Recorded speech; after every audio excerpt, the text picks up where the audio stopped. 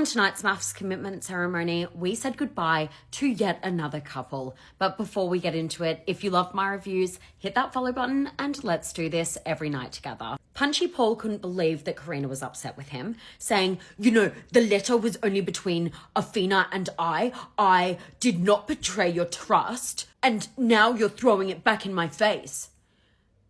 Paul, when you say the letter was between you and Athena, you mean you, Athena, and the entire nation, right? I'm struggling to work out if this guy is manipulative or just plain stupid. We then saw a compilation of Jamie and Dave looking really cute together. They were cuddling, kissing, he was squeezing her boobs. Then in stark contrast, we saw Jamie crying, being like, who is he?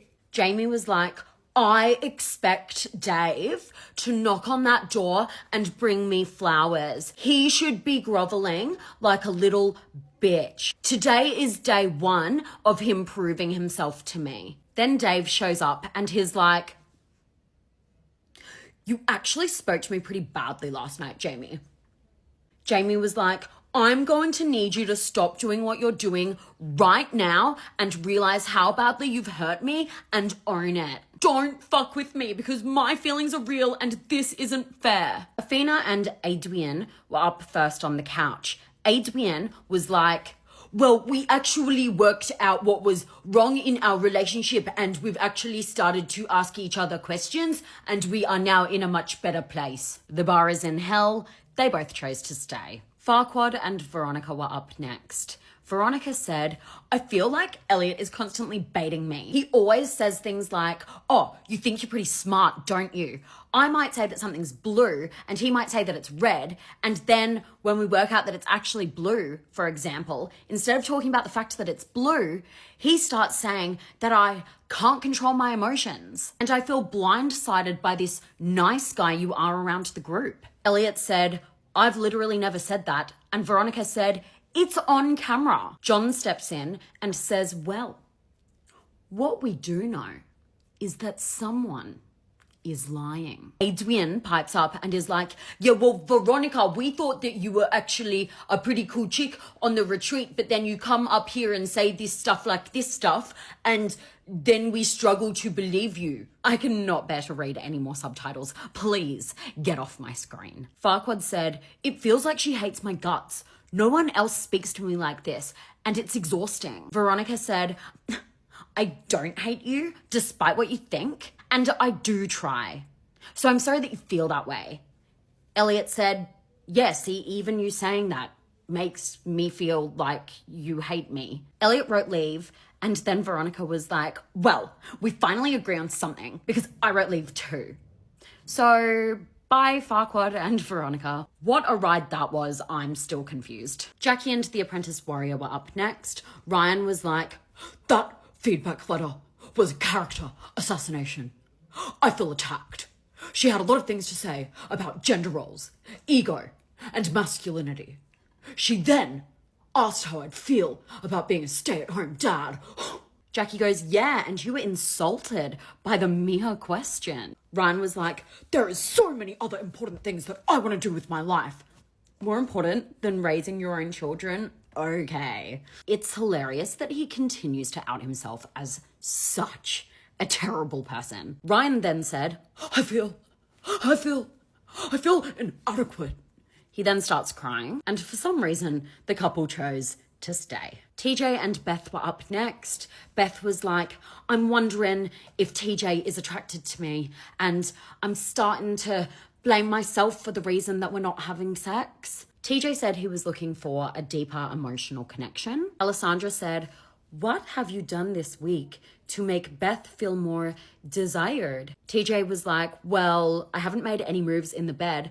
Alessandra said, it does not have to be in the bed. You could kiss her, for example. Make out. It's very fun. It's very high school. Who doesn't love a good make-out sesh? Anyway, the couple chose to stay. Rhea and Jeff were up next, and they were boring.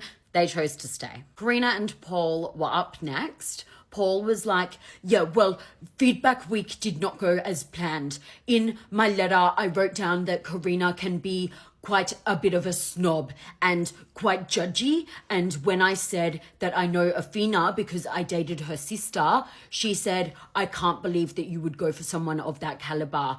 And that triggered me a little bit. Personally, I would never judge someone for what they look like or where they're from. Karina said, I felt a little bit blindsided. I felt like Paul was my safe space, and now I feel like I'm struggling to trust him a little bit. Alessandra clearly hates Paul. She said, if you have so many examples, why did you choose this one? You passed on an insult to Afina about her sister. There is definitely a sensitivity chip missing. Do you realize the gravity of your choice? Paul said, I'm just feeling a little bit hurt because the task was to be honest and I brought up my concerns and I feel like not one of them has been validated. John said, Paul, you're missing the point and you're lacking emotional intelligence. What it's saying is that you care about yourself, but no one else. Alessandra said, this whole issue could have been avoided if you just brought up your concerns with Karina. And now you're acting shocked that she's blindsided. Karina said, I want Paul to be my safe place and I want to be able to trust him, but now I'm really starting to question the relationship. Punchy Paul was like, that is a really hard pill to swallow. Some crocodile tears were shed and then the pair chose to stay. Finally, Jamie and Dave were up. John was like, last night we saw a very different couple at the dinner party. So, what's been happening? Jamie said, there's been an issue with intimacy. I feel like I'm constantly pursuing my husband. And Adrian gave some feedback. He said that maybe Dave isn't attracted to me. John said, and did Dave reassure you? Jamie said, no, there was no emotion. It was so alarming. He didn't reassure me. And now I'm just confused. Dave said, my walls went up because Jamie told me that she loves me and that made me feel like I wasn't good enough. Jamie was like, Dave, your wife just told you that she doesn't think you're attracted to her. I wanted you to kiss me, cuddle me, but you didn't. And then this morning, I wanted you to apologize, but instead you came in and said that you didn't like how I spoke to you last night. Mel said, Dave, we've watched you for 5 weeks now, and every time you've come to this couch, you've been very happy. Then last night you were detached, you were cold, and you didn't validate her feelings. Can you understand why Jamie might be questioning if you have feelings for her? John said, you have some explaining to do. Dave said that when Jamie said that she loves him, he shut down, he handled it wrong, he was really sorry. Jamie was like, yeah, well, you better prove to me that this relationship hasn't been a figment of my imagination. The couple chose to stay. Anyway, if you love my reviews, hit that follow button and I'll be here, same place, same time, tomorrow night.